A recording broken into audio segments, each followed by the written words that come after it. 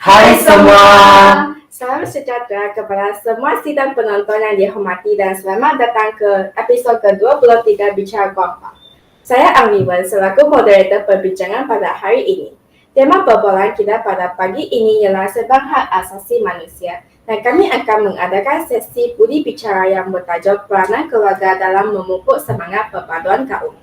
Hari ini kita amat bertuah kerana dapat menjemput 3 orang pakar bidang ini yang amat berpengetahuan dan berpengalaman. Mari kita menjemput mereka untuk mengucapkan kata pembukaan dan memperkenalkan diri mereka. Saudara Johan, bolehkah kamu mulakan? Boleh. Hai semua, nama saya Eng Johan dan saya seorang aktivis hak asasi manusia. Saya berbangga kerana dapat menyertai perbincangan mengenai peranan keluarga dalam memupuk semangat perpaduan kaum pada hari yang mulia ini. Terima kasih. Selamat pagi semua, saya Ong Lilin dan saya seorang penggiat sosial berbangsa Cina. Saya berasal dari Ulu Yam, Selangor dan saya amat berminat untuk membincangkan bagaimana keluarga dapat berperanan dalam memupuk semangat perpaduan kaum. Terima kasih. Hai semua, saya Luk Yulci, seorang peminat psikologi kanak-kanak dan remaja yang berketurunan Iban dan berasal dari Sarawak. Dalam perbincangan kita pada hari ini, saya ingin membicarakan aspek psikologi tentang peranan keluarga dalam memupuk semangat perpaduan kaum. Terima kasih atas jemputan ini. Baiklah, terima kasih kepada semua kerana sudi menonton episod kami ini. Tanpa melengahkan masa, mari kita terus meneliti topik perbincangan kita pada hari ini, iaitu peranan keluarga dalam memupuk semangat perpaduan kaum. Sejak akhir-akhir ini, semangat perpaduan kaum didapati semakin luntur dalam kalangan rakyat. Sebenarnya, sejak negara kita menghembus nafas kemerdekaan, isu perpaduan memang menjadi topik perbincangan hangat yang sering dibahaskan, sama ada di kedai kopi maupun Dewan Parlimen. Konsep perpaduan kaum mustahak untuk menjamin keamanan negara. Saudara Johan, apakah pendapat anda terhadap perkara ini? Baiklah, terima kasih saudari Vivian. Bulat air kerana pembentung, bulat manusia kerana muafakat. Dari situlah kita mendapat gambaran tentang kepentingan perpaduan. Perpaduan memperlihatkan kolaborasi antara individu-individu dari pelbagai latar belakang, etnik, agama dan kepercayaan. Apabila masyarakat bersatu padu, mereka dapat mengatasi cabaran bersama dengan lebih efektif dan menggalakkan inovasi serta pembangunan berterusan. Perpaduan juga memastikan bahawa aspirasi bersama didengari dan dipenuhi sehingga membawa kepada peningkatan kesejahteraan sosial. Lebih-lebih lagi, perpaduan dalam politik dan sosial mampu melindungi negara daripada konflik dan krisis dalaman, seperti yang dibuktikan melalui sejarah kemerdekaan negara yang dijayakan dengan adanya perpaduan kaum yang utuh. Terima kasih atas input saudara. Kini, kami mengetahui tentang pentingnya perpaduan dalam kehidupan kita di Nusa tercinta yang memiliki diversiti kaum dan budaya. Merujuk kepada topik pembincangan kita pada hari ini, keluarga memainkan peranan utama dalam memupuk semangat perpaduan. Saudara Lilin, apakah pendapat anda terhadap perkara ini? Terima kasih saudari Vivian. Sebenarnya, keluarga terdiri daripada ibu bapa dan anak-anak. Dalam konteks ini, ibu bapa merupakan orang yang paling rapat dengan anak sejak kecil. Justru, pengaruh mereka dalam pembentukan persepsi, sikap dan akhlak anak paling penting sekali. Sebagaimana yang dikatakan dalam peribahasa, melentur bulu darah dari rebungnya.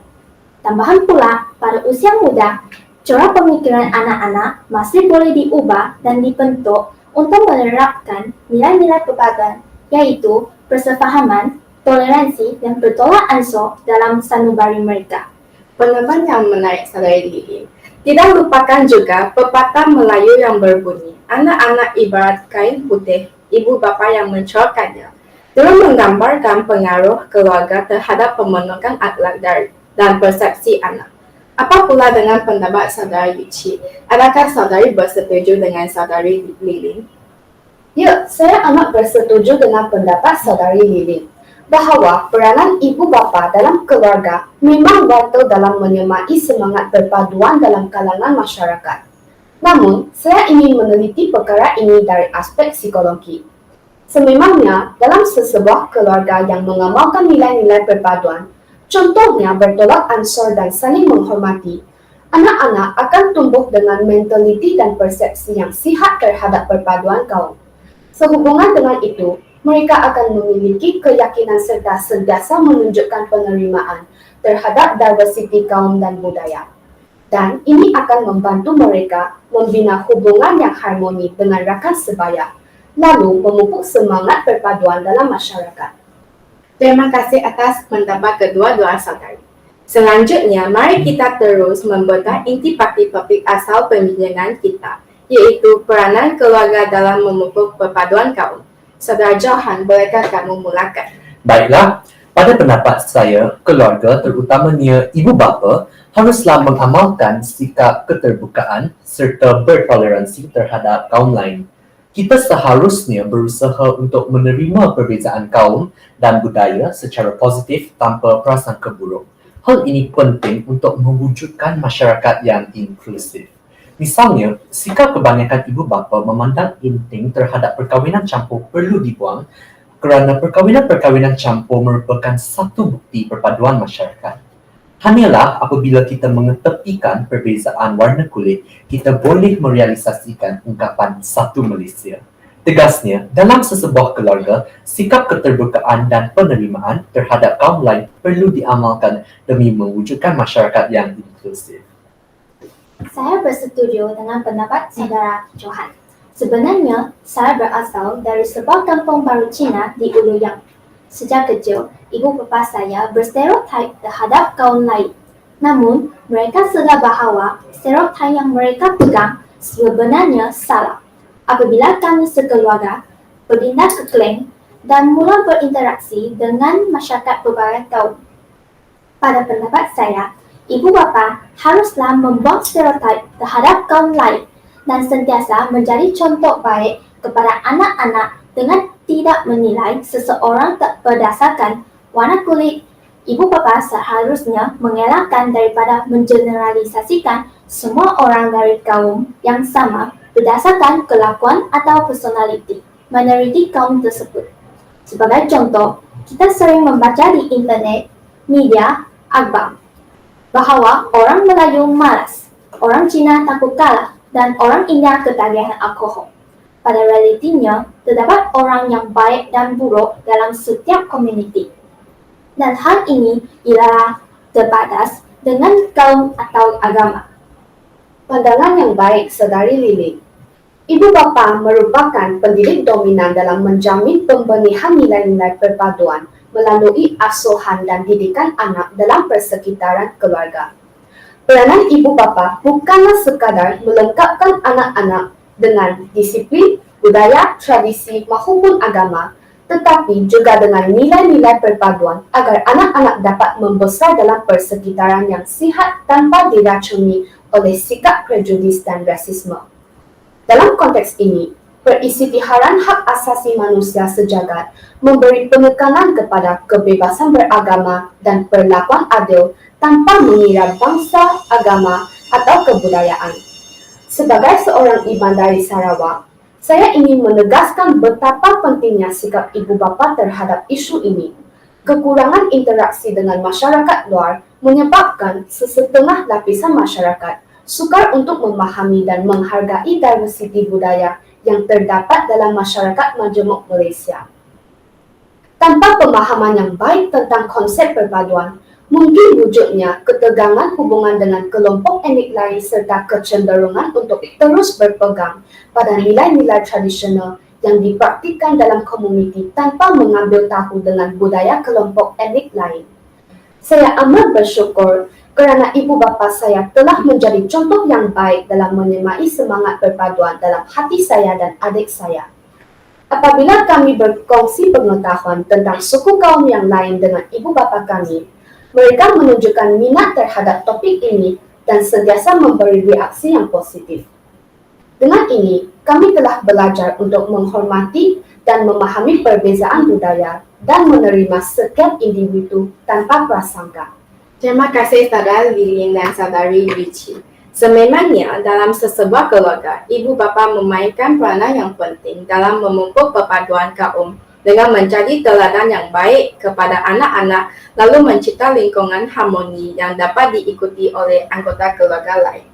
Melalui cara ini, setiap anggota keluarga akan belajar untuk menerima dan menghormati perbezaan dalam budaya, agama, dan tradisi sehingga mendorong semangat perpaduan kaum yang kuat dalam masyarakat lebih luas. Maaf, saya ingin mencelah sedikit. Dari aspek yang berbeza, keluarga dari golongan yang banyak distereotip juga haruslah berusaha untuk meningkatkan taraf hidup mereka. Dalam konteks ini, golongan orang asli, contohnya suku kaum Penan di Sarawak yang hidup di kawasan pedalaman Sarawak perlu berusaha mendapatkan peluang pendidikan untuk anak-anak mereka. Hal ini dikatakan demikian kerana menurut statistik yang dikeluarkan oleh Kementerian Pendidikan Malaysia pada tahun 2016, kadar keciciran murid sekolah kerajaan dan bantuan kerajaan mencecah 13.68%. Ini bukanlah suatu angka yang kecil, malah realiti ini amat menyedihkan kerana ilmu itu sebenarnya pelita hidup yang menjamin kelangsungan hidup mereka. Perkara ini membentuk stereotip bahawa orang asli di Sarawak tidak berpendidikan langsung lalu meningkatkan jurang sosioekonomi antara kaum serta merenggangkan perpaduan. Walhal realitinya bukan sedemikian. Oleh itu, adalah penting bagi keluarga-keluarga tersebut untuk mendapatkan peluang pendidikan untuk anak-anak mereka agar mereka lebih mudah diterima dalam kalangan masyarakat. Wah, rasanya banyak maklumat yang telah kita bincangkan pada hari ini. Memang tidak dapat dinafikan bahawa keluarga memainkan peranan paling utama dalam menyeramarkan semangat perpaduan dan mensanubari rakyat negara. Baiklah, adakah saudara atau saudari ingin membuat penambahan? Minta maaf, izinkan saya membuat sedikit penambahan.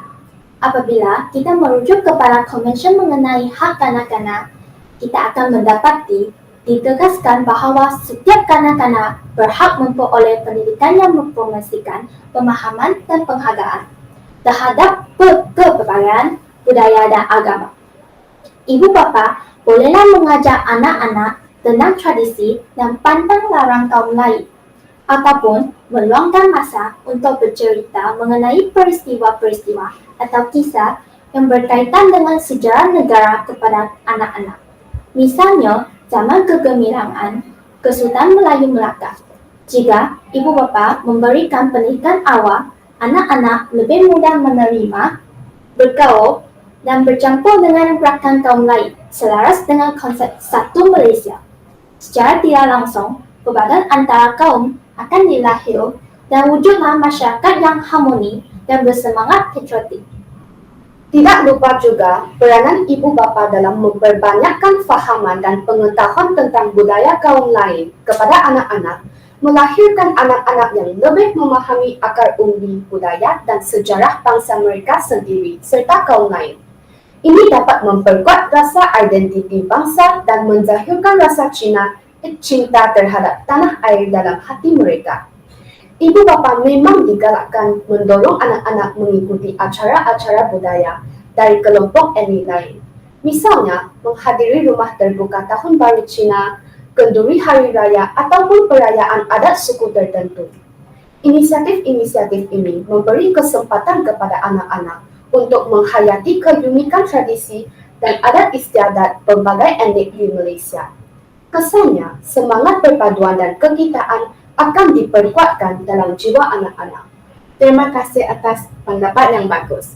Pada masa yang sama, harus diingati tentang peranan bahasa Melayu yang menjadi medium komunikasi untuk memahami dan menghargai kepelbagaian budaya dan memupuk rasa kekitaan dalam kalangan masyarakat. Menurut perkara 152 Perlembagaan Persekutuan, bahasa Melayu diangkat sebagai bahasa kebangsaan, lalu menjadi bahasa yang memudahkan komunikasi antara kaum. Oleh itu, ibu bapa hendaklah memperkasakan penggunaan bahasa Melayu dalam anak-anak sejak kecil lagi demi memastikan halangan bahasa agar tidak menjadi penghalang kepada perpaduan kaum. Sekali lagi, terima kasih kepada semua atas pandangan yang disampaikan itu. Penekanan dalam melibatkan ibu bapa dan pendidikan keluarga dalam membentuk pemikiran anak-anak tentang perpaduan kaum sangat penting. Hal ini memastikan bahawa nilai-nilai perpaduan tidak hanya diperoleh melalui interaksi sosial, tetapi juga ditanamkan dalam nilai-nilai keluarga yang teguh. Kami telah tiba ke penghujung episod. Justru mari kita menjemput ketiga-tiga pakar untuk memberikan kata-kata akhir. Saudara Johan, dipersilakan. Terima kasih, saudari moderator. Saya ingin mengajak semua orang untuk berkomitmen dalam memupuk semangat perpaduan kaum melalui pendidikan, persefahaman, dan sikap saling menghormati dalam keluarga. Kita dapat mencipta masyarakat yang inklusif dan harmoni. Saya berharap perbincangan ini telah memberikan wawasan dan inspirasi kepada para hadirin untuk mengambil tindakan dalam memupuk semangat perpaduan dalam keluarga dan masyarakat. Kita semua berperanan penting dalam mencipta negara yang inklusif. Mari kita terus memberikan contoh yang baik dan memastikan nilai-nilai perpaduan tertanam dalam setiap aspek kehidupan kita. Terima kasih. Terima kasih Saudara Johan atas kata-kata yang begitu memberikan inspirasi. Mari kita teruskan dengan Saudari Lilin. Saya berharap bahawa perbincangan ini dapat memberikan inspirasi kepada semua orang untuk melibatkan diri dalam usaha memupuk semangat perpaduan kaum dalam keluarga dan masyarakat secara keseluruhan. Saya ingin menekankan pentingnya pemahaman dan penghargaan terhadap perbezaan dalam mencapai perpaduan kaum. Melalui pendidikan dan komunikasi yang terbuka, kita dapat membentuk generasi masa depan yang menghargai kepelbagaian budaya dan mengamalkan nilai-nilai saling menghormati. Terima kasih Saudari Lilin atas kata-kata yang begitu bermakna tadi. Akhir sekali dipersilakan Saudari Yuci. Mari kita terus bekerja sama untuk mencipta keluarga dan masyarakat yang menghargai kepelbagaian dan saling menghormati. Kita semua mempunyai peranan dalam memupuk semangat perpaduan. Saya ingin mengingatkan semua orang bahawa hak asasi manusia dan semangat perpaduan adalah tanggungjawab bersama. Dalam keluarga dan masyarakat, kita dapat memainkan peranan penting untuk memastikan hak-hak asasi manusia dan perpaduan kaum dijunjung tinggi. Akhir kata, mari kita bersama-sama berkomitmen untuk memperjuangkan hak asasi manusia dan semangat perpaduan kaum. Melalui tindakan kita dalam keluarga dan masyarakat, kita dapat mencipta dunia yang lebih adil dan harmoni bagi semua. Terima kasih kepada semua atas pandangan yang berharga. Budi bicara kita pada hari ini telah memberikan wawasan yang mendalam mengenai peranan keluarga dalam memupuk semangat perpaduan kaum. Semoga info-info yang disampaikan tadi dapat membawa kita ke arah mencipta masyarakat yang lebih inklusif dan harmoni, demi menjamin kesejahteraan hidup, kebahagiaan bersama, dan masa hadapan negara. Diharapkan agar semua pihak akan berkolaboratif bagai awal dengan tebing ke arah kelahiran generasi bersatu padu bagi membimbing negara kita ke arah kemajuan. Akhir kata, biar sang surya terus bersinar, biar pepohon terus menghijau, biar nusa tercinta kita terus cemerlang, gemilang dan terbilang di sentorio jagat raya. Setakat ini episod ke-23 Bicara Kuangha. Sekian, terima kasih. Bye!